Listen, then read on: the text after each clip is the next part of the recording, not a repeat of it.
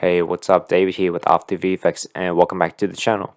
We're just going to go into part 2 for this balloon tutorial. In our previous tutorial, we looked at how we modeled our balloon and how we set up the materials, the world settings, and how we just got our geometry node set up for it. We just did created a big cube and we just weight painted that cube.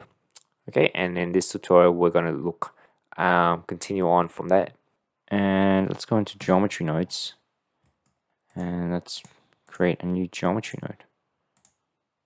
Okay, what's that one? Oh, that was my geometry setup, but just for the sake of the tutorial I'm gonna restart. So let's just have a quick look at this. So I'll make a new one and I'm going to add the distribute points on faces. So that's the first one. We need a set position, and in between that we need a instances on points. Okay, so those are three main nodes we need. I'm going to drag our balloon object geonode here, and I'm going to pick whip the geometry into instance like that. As you can see, it is rendering pretty slow because we've got density super high, so we're going to drop that to like 0.5. Okay, and as you can see, it's instancing, but it's instancing as a group. So we want to separate the children, and we want to reset the children as well, so that we get it spun on its central gravity, and we'll pick instance. Okay, we'll change this to Poisson disk.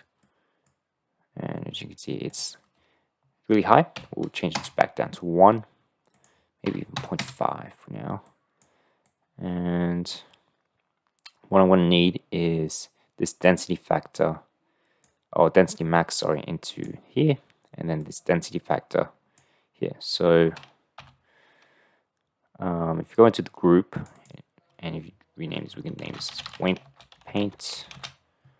We can rename this as just density. Okay, so for our weight paint, we're going to select our group, because that's the group that we just made, and we're going to get a math node, set it in between our density, and we're going to multiply. So density, let's make it like 5, for instance, and then we can make this like 0.5, and we'll set the distance minimum to like 0.5.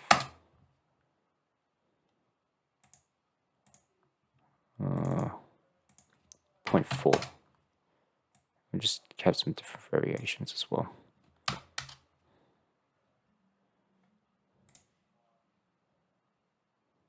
Okay, so that's looking too bad.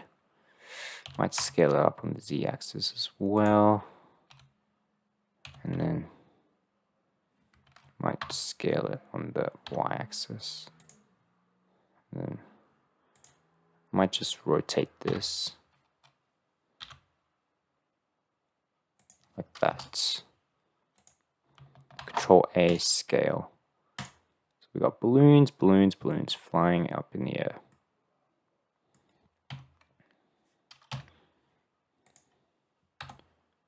And might change the camera angle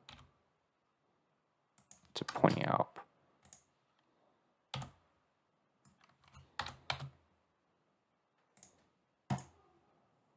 Okay, so that's looking really cool. We might add some randomness to our rotation here. So we're going to get a combine XYZ, put that in the rotation, and get a random value. We'll plug that into the y-axis, and we don't want it to be too big. We just want it to have a little subtle movement for the y-axis. So I'm thinking 0.15 and 0.1, and then we'll duplicate. So Shift D, putting that in the z-axis, and maybe we'll have like 2 and 3. Have a bit of randomness to that. Okay, so that's looking really cool. Okay, so now what we need to do is maybe play some of the scale as well. So I'm thinking duplicate this random value once more, put that into the scale here, and it's looking really bad. Yeah, that's okay. We'll drop it down to like 1, and we'll drop this down to like 0.5. Or maybe we'll make that one and make this like 1 point. Something along those lines like that. Okay, that's looking not too bad. But it's looking a little too dark, so we might add some lighting to this. So come back into our layout. Alright, so let's Shift A, light, area light. Put that there. And then we'll just rotate this 90 degrees. Move that up. Give it a 2000 watts. And we'll just make it quite large lights. Like that. Okay. Control D again. Move it across. X. That, and then we'll drop it down to like 1500. Might not even like angle it a bit. So I'm just seeing how does that look. It's lights, got some light.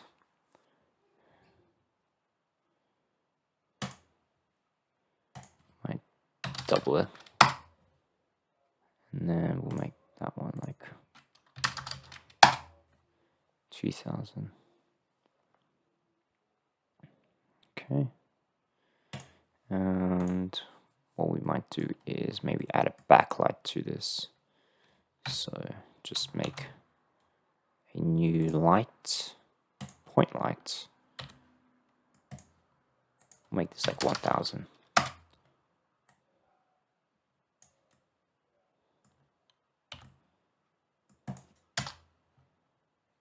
I'll get this well lit. Alright, let's have a look at this with geometry nodes. I'll rename this as balloon. Okay. And you can just go around changing the variances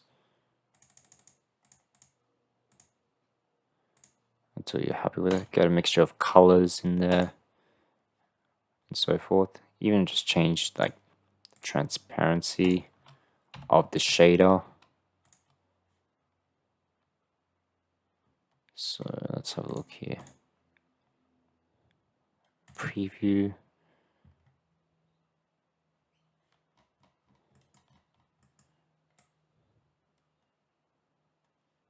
That's like completely transparent. I make a 0.45. Okay.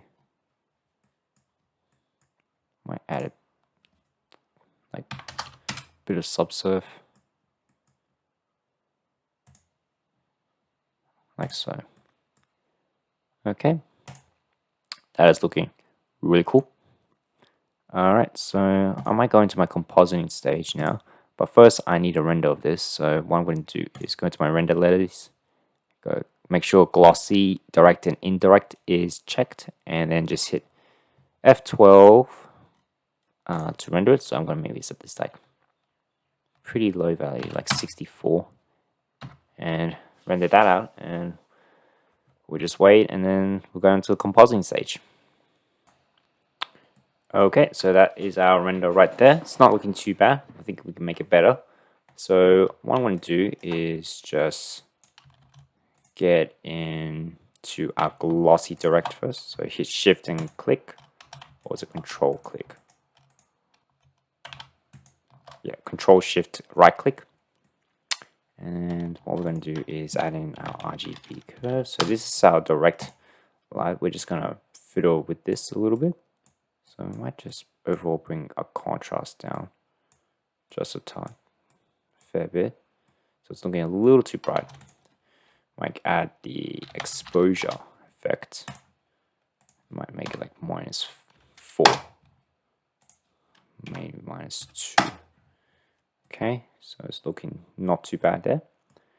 Okay, and then might get a little bit of a blur. We'll make a fast Gaussian. Make it just blur it out a little bit.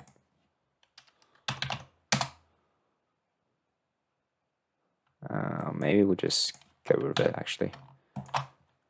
Okay, and then we'll add the mix RGB. I'll mix the node. Set it to add. And we'll get our image and plug it in there. And then we've got some highlights here. If you can't see the difference, if I turn that up, you can see it. So we're just really trying to get a bit of highlight going on here. Okay. Next, we've got our indirect light, which is this color input here. What we're going to do is pretty much do the same thing. So hit Shift D for these, move it here, and then just put in the image here. And I'm going to reset this, and maybe just move that up. Add a bit of contrast to this.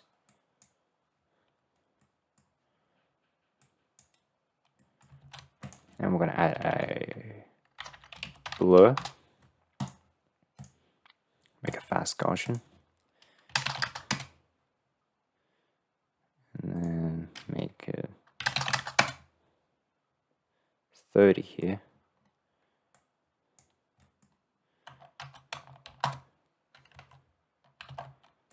And we'll Shift D, put it in here, and we'll just overlay that once again. And as you can see, it looks like it's glowing. And we might just turn that down to like maybe 2. Okay, that's looking not too bad. Now I just want to add a vignette to this. So I'm going to add in a ellipse mask. And I'm going to stretch this out.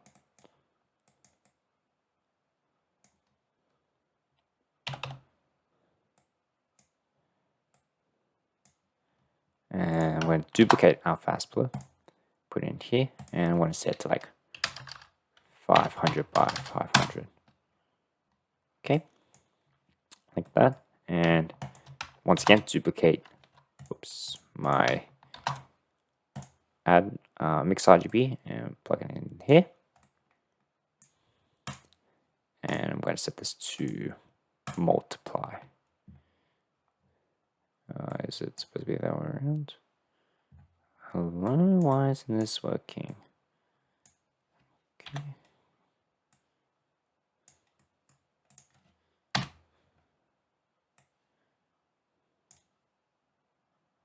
Okay, cool. That, and it's looking a little too dark, so I might bring like RGB curves to this and just brighten up a little bit, and I might just stretch it out to maybe like 1, so maybe 1.1 and maybe like 0.6 for the height. Okay,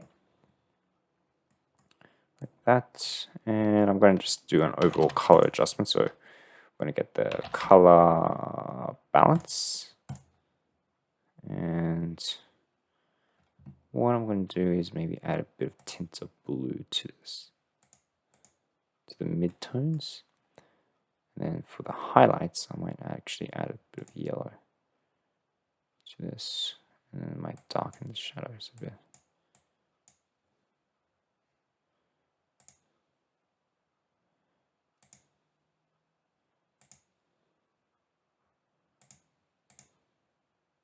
Just a little bit, not too much.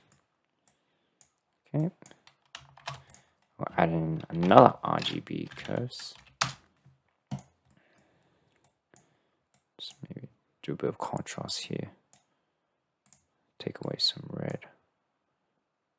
Add in some blue to this. Or maybe do the other way around. Okay. And optionally, you can add in a lens distortion, but I didn't do it, but this is optional. So you can like distort it if you want, like something like that, maybe not too much, maybe like 0.1 or something. But I didn't bother changing it, but that's up to you. So if you want to have a look at my lens composite setup, this is it right here. You can go ahead and take a screenshot or pause the video at this point. It's pretty straightforward, nothing too complicated. If you have any questions, let me know. I'll try to explain it in a better way. But for now, what I'm going to do is, whoops, I'm going to go back to my layout here, and I'm just going to double check that these, make sure I have these turned off, and clamping, I changed it to very high contrast. And so this was none, very high contrast. Okay, make it a bit more vibrant. And these were my values for the exposure and gamma. And I might change this to like a higher resolution. So let's go with 4K, but what was the 4K dimensions again? Like 3840 by 2160. So that's the ratio, 4K right there. And once you're done, you can just hit F12 and hit render. So I'm going to set this to about 300 samples, since it's only one frame, so we'll give it a bit of time to render itself out. But yeah, other than that, that's it, guys. That's how you created this balloon effect. I got inspired by this image that's on the screen right now. As always, guys, my name's David. I hope you learned interesting techniques that you can use for your own creations. Please give a like if you like this video so people can find it. Subscribe if you want to see more, and be sure to hit that bell button to get the notifications. And comment down below if you have any questions. And until next time, I will see you in the next video.